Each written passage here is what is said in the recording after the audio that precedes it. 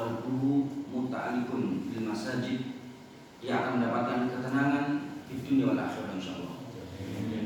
Karena salah satu orang-orang yang akan dinaungi oleh Allah Subhanahu wa taala kelak pada hari kiamat, di mana kita dikumpulkan oleh Allah di padang mahsyar, yang di mana kata Rasulullah SAW, manusia itu kondisinya beda-beda.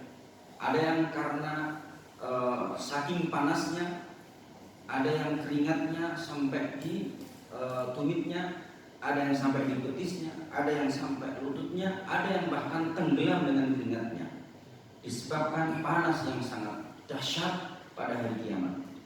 Namun kata Rasulullah SAW, ya, sab'atun, ada 7 golongan, ya, yudhilluhumullahu yauma la dhilla illa dhilluh. Ada 7 golongan yang dimana pada saat itu, ya, orang akan mendapatkan naungan yang pada hari itu tidak ada naungan kecuali naungan Allah Subhanahu wa taala. Ada 7 golongan. Di antaranya adalah rajulun, ya, seorang yang di hatinya itu senantiasa terikat dengan masjid. Ahli masjid yang mereka senantiasa datang ke masjid, mengamalkan masjid. Dan itu akan dinaungi Allah Subhanahu wa taala di saat manusia tenggelam dengan keringatnya. Tapi 7 golongan tersebut, di antaranya orang-orang yang senantiasa datang ke masjid untuk memakmurkannya, maka dinaungi oleh Allah Subhanahu wa taala layaknya seorang tamu yang mulia. Mudah-mudahan Allah Subhanahu wa taala istiqomahkan kita sehingga kita bisa senantiasa melangkahkan kaki kita ke masjid. Ya. Yang mungkin dulu tidak serajin ke masjid ini, mudah-mudahan Allah berikan istiqomah. Itu sebuah anugerah yang sangat besar, ya. Dan sampai kita punya masjid jamaah, kita punya masjid banyak. Itu rata-rata jamaahnya jauh. Ya, ada yang merasa dari Pasar Minggu datang ke masjid kita, padahal ada di Jaksel, Jagakarsa, jauh. Mereka tahu bahwa betapa besarnya mereka diberikan karunia Allah Subhanahu wa taala untuk datang ke masjid. Bahkan terakhir jamaah sekalian, ada salah satu jamaah yang diberikan ujian Allah Subhanahu wa taala berupa penyakit stroke, ya. Sampai dia berjalan sudah sempoyongan, susah, ya. Dan karena dia tahu betapa besarnya pahala dari Allah Subhanahu wa taala, agar dia datang ke masjid, dia paksakan untuk datang ke masjid. Sampai-sampai salah satu DKM menegurnya, ya, dengan kurang lebihnya mengatakan, kok sholat seperti ini, ya. Karena kan sudah namanya stroke, ya. Pasti kan sholatnya tidak senormal orang yang tidak mendapatkan penyakit. Sampai DKM-nya ditegur, kok sholatnya tidak sempurna, kemudian duduknya dan sebagainya. Dia sampai nangis ke saya, bertanya tentang hukum. Sebenarnya kita tahu bahwa la yukallifullahu nafsan illa wus'aha, dan Allah tidak memaksa seseorang untuk melakukan suatu ibadah kecuali yang dia mampu saja. Tidak masalah seseorang dalam kondisi apapun dia bisa melaksanakan sholat, apapun keadaannya, itu sudah dijamin secara syariat. Jadi tidak usah ragu tentang kebolehan orang sholat walaupun dia tidak semestinya, karena dia diberi untuk oleh Allah dengan penyakit. Yang mudah-mudahan kita diberikan kesehatan oleh Allah Subhanahu wa taala sehingga kita bisa hadir di tempat ini, dan mudah-mudahan Allah Subhanahu wa taala terima amalan kita.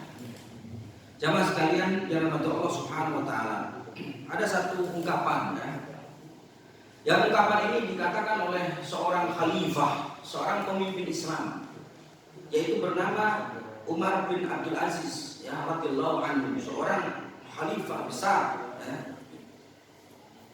Umar bin Abdul Aziz pernah mengatakan, ya, man abadallaha bi ghairi ilmin kana ma yufsidu aktsara mimma yuslih. Kata Khalifah Umar bin Abdul Aziz, barang siapa yang beribadah kepada Allah Subhanahu wa taala, ya, tanpa ilmu, tidak tahu ilmu sama sekali, dia ibadah, ya, semangat luar biasa, tapi tidak didasari ilmu, kata beliau, maka dia akan membuat banyak kerusakan daripada mendatangkan kebaikan. Ya, jadi kalau orang yang beribadah tanpa ilmu, dia pasti akan melakukan banyak kerusakan daripada kemaslahatannya dalam bidang apapun, ya, hatta urusan dunia. Coba kalau kita punya perusahaan, menerima karyawan yang nggak punya bidangnya apa saja, ya, misalnya suruh megang mesin, dia nggak punya ilmu mesin, yang ada malah kebakar mesinnya, betul nggak, ya. Saya yakin setiap perusahaan ketika menerima karyawan, dia pasti akan bertanya, apa kemampuan Anda, kompetensi Anda. Itu urusan dunia. Bagaimana dengan urusan akhirat? Makanya banyak orang melakukan kerusakan dengan bab agama disebabkan kedangkalan ilmu. Berangkat dari sinilah jamaah sekalian Allah Subhanahu wa taala, maka alangkah baiknya ketika kita hendak memasuki bulan Ramadan, di antara bekal utama adalah ilmu. Makanya Imam Al-Bukhari, ya, seorang ulama ahli hadis yang punya kitab Sahih Al-Bukhari, membuat satu bab khusus. Babnya adalah, ya, al-ilmu qabla al-qawli wal amal. Ya, Imam Al-Bukhari membuat bab khusus, itu adalah ilmu qabla al-qawl wal amal. Ilmu harus ada sebelum dia mengucapkan dan beramal. Itu Imam Al-Bukhari rahimahullah. Ini ucapan yang sangat masyhur di kalangan para duat, para dai. Ya, harus punya ilmu. Karena bisa jadi tanpa ilmu nggak tahu Ramadan ini seharusnya pembatal, dia nggak tahu, akhirnya dia lakukan, akhirnya batal lagi. Atau dia nggak punya ilmu bahwa amalan yang dia kerjakan membuat tidak diterima. Ya, sebagaimana misalnya nggak sholat. Ya, ada nggak apa? Orang puasa tapi nggak sholat. Ada tidak? Pernah dapatin? Saya sih pernah ada. Ya, sebagian orang itu. Karena jamaah Ramadan itu punya magnet khusus, ya, yang Allah datangkan kepada hamba-hambanya. Yang ahlu maksiat kadang sebejat apapun orang, kadang di bulan Ramadan itu karena karunia Allah, sebejat apapun dia, itu kena hawa Ramadan. Ya. Sama-sama kita pernah mendengar jamaah sekalian, ya walaupun ini bahasanya candaan atau omongan di antara anak-anak muda atau anak-anak yang mungkin masih kecil gitu ya, tapi mengatakan jangan bohong, ya. Ini kan Ramadan, ya. Betul tidak? Janganlah bohong, misalnya anak muda, ya. Padahal sebenarnya bohong itu di luar Ramadan juga dosa sebenarnya, nggak hanya di Ramadan saja. Tapi mereka tahu ini adalah bulan Ramadan, bulan mulia, sampai mengatakan jangan bohonglah atau jangan berantem, jangan olok-olokan, ini Ramadan. Ya. Berarti dia tidak sadar bahwa kita harus muliakan, ya. Sampai kita dapati, Pak, ya. Sebagian orang-orang yang bisa tampil di televisi, ya. Kalau dia luar Ramadan itu nggak ditutup apa kepalanya. Ya. Kalau saya bilang ini tutup kepala aja, karena memang ditutup doang, walaupun ini masih kelihatan leher dan sebagainya. Mereka tahu bahwa karena di Ramadan dia yang biasanya nggak pernah menutup kepalanya atau dalam hubungan, tapi Ramadan dia hubungan, Pak, betul nggak? Ya, karena tahu ini saya di Ramadan, coba ya, begitu besar. Itu orang-orang yang adalah bisa jadi melakukan maksiat, yang biasa melakukan maksiat sadar bahwa ini Ramadan, saya harus lebih baik. Maka terutama orang-orang yang Allah berikan karunia, dia adalah ahli ibadah yang setiap harinya, ya, dia ibadah, maka tentu lebih menggebu-gebu di dalam beribadah kepada Allah Subhanahu wa taala. Hal ini sebagaimana ditampakkan oleh para ulama salafus saleh. Seperti Imam Malik, ya, Imam Darul Hijrah, seorang ulama besar, ya, di Madinah. Salah satu ulama empat madhab, kan madhab yang paling masyhur kan empat yang masyhur. Walaupun madhab fikih itu banyak. Ada Imam Abu Hanifah. Kalau Imam Abu Hanifah ini ulama paling senior karena beliau tabi'in. Tabi'in itu adalah yang pernah berjumpa dengan sahabat, itu Imam Abu Hanifah. Baru Imam Malik, ya, Imam Malik bin Anas. Baru Imam Syafi'i dan Imam Ahmad bin Hanbal. Imam Malik menceritakan bahwa saat datang bulan Ramadan, beliau yang biasanya memberikan pelajaran hadis, ya, menyampaikan hadis kepada jamaahnya, dia tinggalkan semua itu. Kita tutup majelis, kita akan fokus membaca Al-Quran, ya. Bahkan kalau kita baca biografi para ulama bagaimana mereka membaca Al-Quran di bulan Ramadan, ya. Seperti Imam Syafi'i, kalau di luar Ramadan beliau itu khatam, ya, setiap hari khatam, ya. Tapi kalau di Ramadan beliau 2 kali, ya. Sehingga beliau dalam selama Ramadan 30 hari itu khatam 60 kali. Imam Syafi'i rahimahullah ta'ala. Ada juga ulama yang mereka setiap 1 pekan itu khatam. Ada yang setiap 3 hari khatam. Ada yang setiap 3 hari khatam, tapi saat tarawehnya per 3 malam dia harus khatam.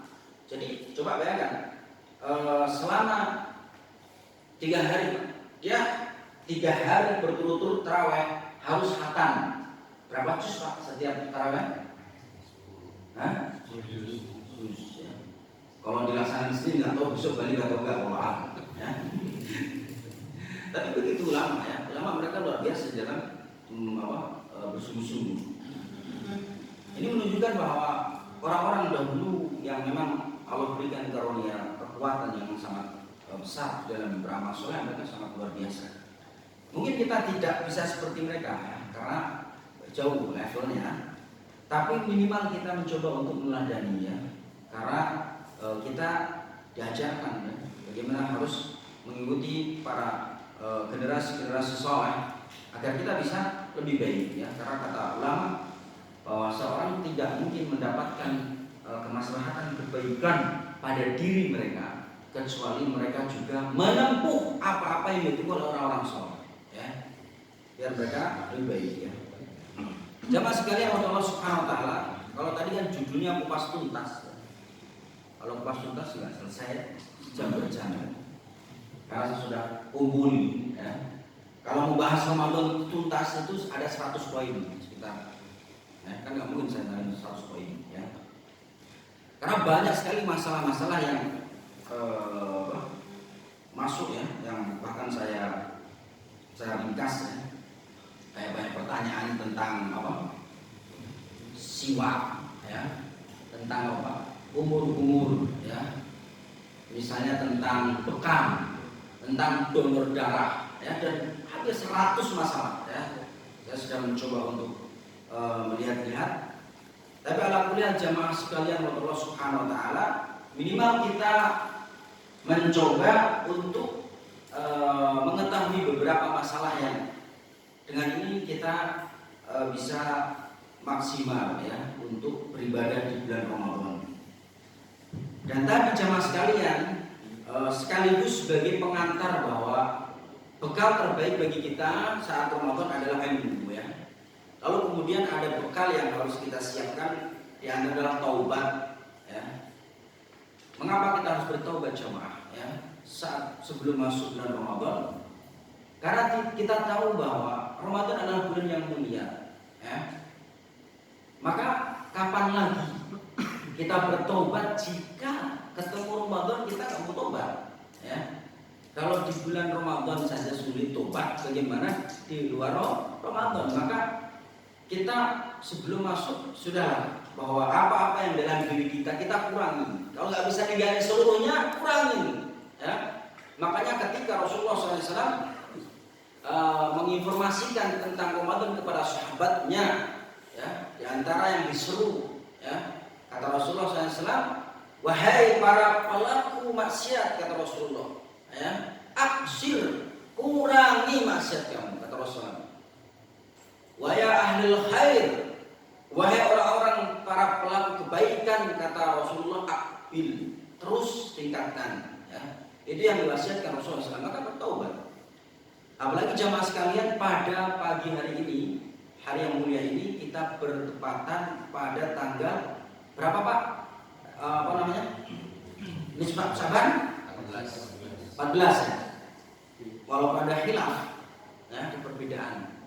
Ada yang 13, ada yang 14 ya. Karena versi beda-beda ya. Saya lihat bakalan dia bilang Ustaz yang benar yang mana ya. Ya dari awalnya kadang sudah beda ya, seterusnya beda ya. Ada yang 13, 14. Ini artinya jemaah sekalian, kalau melihat 13 ya, maka Ahad malam atau Minggu malam Senin kita masuk nisfu Sya'ban ya, nisfu Sya'ban. Dan nisfu Sya'ban ini ada kaitan erat yang saya sampaikan tadi tentang taubat ya. Karena saya dapatin salah satu riwayat ya, yang ini ditampilkan dalam 2 hadis jemaah sekalian. Ada 2 hadis yang menceritakan tentang keutamaan malam nisfu Sya'ban. Saya katakan malamnya saja. kalau menghidupkannya, merayakannya ini pro kontra ulama. Saya hanya bicara tentang malamnya. Ada sebuah riwayat di mana Rasulullah SAW bersabda, Innallaha la yattali'u ila khalqihi lailatan nisfi min Sya'ban fayaghfaru li jami'i khalqi ila musyrikin aw musyahidin. Kata Rasulullah SAW, sesungguhnya Allah turun pada malam nisfu Sya'ban, Ahad malam Senin insyaallah. Dan kita dipertemukan oleh Allah. Saat pada malam nisfu Sya'ban Allah turun mengampuni seluruh makhluknya. Allah turun ampuni seluruh makhluknya, seluruh hambanya kasih. Ya, Ramadan. Ya. Jadi kita nggak taubat saja sudah Allah kasih. Ya, maka dengan ditambah taubat tentu lebih afdal. Allah ampuni seluruh hambanya, ya, illa musyrikin wa musyahinin. Namun ada orang-orang yang tidak diampuni di malam nisfu Sya'ban. Kata Rasulullah, li musyrik au musyahin. Orang-orang yang musyrik, orang-orang yang melakukan kesyirikan kepada Allah Subhanahu wa taala. Ini kesyirikan tentu banyak macam-macam. Ada kesyirikan dalam bab ibadah, ya. Bisa sujud kepada selain Allah, berdoa kepada selain Allah Subhanahu wa taala, meminta rizki kepada selain Allah. Ini juga kepada selain Allah, ini adalah sebuah kesyirikan. Atau kesyirikan yang sifatnya ucapan misalnya, ya. Ini banyak. Jadi orang-orang yang melakukan kesyirikan tidak diampuni Allah Subhanahu wa taala. Au musyahidin, dan orang yang tidak diampuni saat Allah mengampuni hamba-hambanya dosa, di antaranya adalah musyahid, yaitu adalah orang-orang yang masih melakukan permusuhan, ya. Permusuhan apa? Berantem, gontok-gontokan, ya. Benci, ya. Dan itu pada siapa saja. Mungkin bisa jadi suami istri, ya, berantem masih sampai sekarang belum damai. Istri misalnya kepada anaknya, atau suami kepada anaknya, anak kepada orang tua kepada anaknya, kepada paman bibinya, kepada tetangganya, kepada teman-teman sekantornya. Siapa saja yang masih punya permusuhan dan dia masih di nisfu Sya'ban, Ahad malam Senin, maka dia tidak diampuni oleh Allah Subhanahu wa taala. Maka dari itu jamaah sekalian, di samping kita melakukan taubat kepada Allah Subhanahu wa taala, karena taubat yang dimaksud sini adalah taubat nasuha, yang ini menghimpun 4 syarat. 3 syarat jika dosanya dia kepada Allah saja, ya, kalau dosanya hanya kepada Allah, ya, misalnya melakukan perbuatan-perbuatan yang dilarang, misalnya minum khamr, bagaimana taubatnya? Kata ulama, sebagaimana dikatakan Imam Nawawi, Imam Al-Ghazali, beliau mengatakan bahwa doa yang pertama adalah dia harus meninggalkan dosa saat itu, ya. Langsung tinggalkan. Pertama syaratnya, ya. Bukan tobat cabai atau lombok, ya. Harus tinggalkan, itu pertama. Kedua, dia harus menyesal, ya. Menyesal harus. Ya Allah, saya menyesal, saya minta ampun, ya. Karena ada orang yang dosa tapi nggak nyesel, nggak merasa dosa. Ini masalah, ya. Maka yang pertama tadi tinggalkan, kedua adalah menyesal.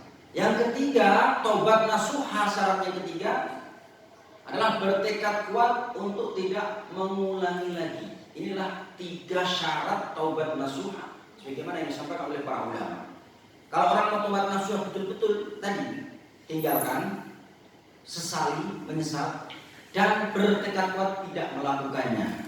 Itu jika dosanya dia dengan Allah Subhanahu wa taala. Tapi kalau dosanya berurusan dengan manusia atau orang-orang di sekitarnya, ditambah 1 syarat, yaitu adalah meminta kehalalannya atau minta ridhonya. Kalau pernah menggunjing, pernah memfitnah, minta maaf, ya, minta kehalalannya. Tapi kalau sifatnya materi, pernah mengambil, pernah merampok, mencuri, ya, korupsi dan lain sebagainya, maka tidak cukup minta maaf kepada Allah, tapi kembalikan atau minta dihalalkan atau kita ganti rugi. Barulah dia memenuhi 4 syarat taubat nasuha yang urusan dia dengan manusia. Karena kata Rasulullah SAW, ingat, ya, tidak diampuni orang-orang yang ketika saat mendapati nisfu Sya'ban dia masih melakukan permusuhan, masih memiliki masalah dengan orang lain.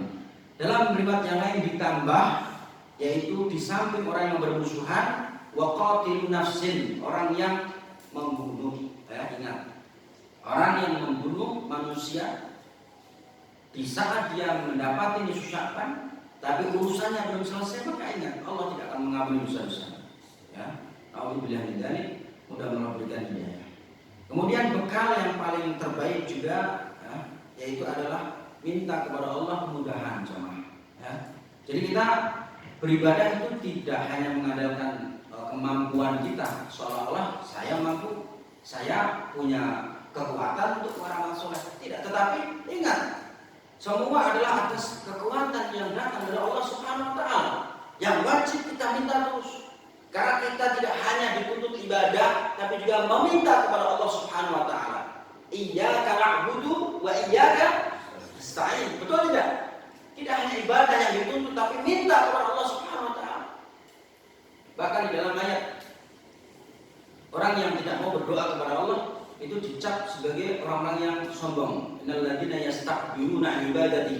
Orang-orang yang sombong dari hamba kepada Allah, di antaranya adalah orang yang tidak mau berdoa kepada Allah Subhanahu wa taala, minta kepada Allah Subhanahu wa taala. Di antaranya kesehatan. Karena kesehatan adalah modal besar untuk beramal soleh. Hal ini sebagaimana juga disampaikan dalam hadis Rasulullah SAW, la ba'sa bil ghina liman ittaqa. Kata Rasulullah, tidak mengapa orang kaya raya itu atau orang yang takwa itu memiliki kekayaan, tidak masalah. Jadi bukan berarti orang bertakwa itu zuhud ninggalin semua hal di dunia ini, seperti ilmu perusahaan atau bisnis, tidak. Kata Rasulullah, ba'sa bil ghina liman ittaqa. Enggak masalah orang yang bertakwa itu kaya, tidak masalah. Tapi kata Rasulullah SAW, as-sihhatu, kesehatan kata Rasulullah itu lebih berharga daripada kekayaan itu. Karena banyak amal soleh jamaah sekalian, itu modalnya paling banyak adalah kesehatan daripada kekayaan. Betul tidak? Ke masjid dipungut biaya nggak ke sini? Enggak kan? Coba kalau ke mall, parkir sudah bayar. Betul tidak? Makanya kata Rasulullah SAW, kesehatan seseorang itu lebih jauh berharga daripada segala-galanya. Berapa banyak orang punya duit banyak, tapi mereka nggak diberikan kesempatan oleh Allah Subhanahu untuk menginjakkan kakinya ke masjid. Tidak diberikan kesempatan oleh Allah untuk membaca Al-Quran karena disibukkan dengan urusan dunia. Maka kesehatan. Ada juga orang yang memiliki waktu luang besar, tapi tidak diberikan kesehatan, itu juga sulit untuk melaksanakan ibadah. Jamaah sekalian Allah Subhanahu wa taala. Mengapa Ramadan ini harus kita persiapkan ya? Dengan matang ya, bahkan kita harus mencoba untuk menambahkan ilmu ketika kita hendak beramal soleh. Tentu bicara masalah Ramadan jamaah sekalian ini memiliki keutamaan yang sangat banyak. Saya pun juga ada banyak keutamaan ya. Saya akan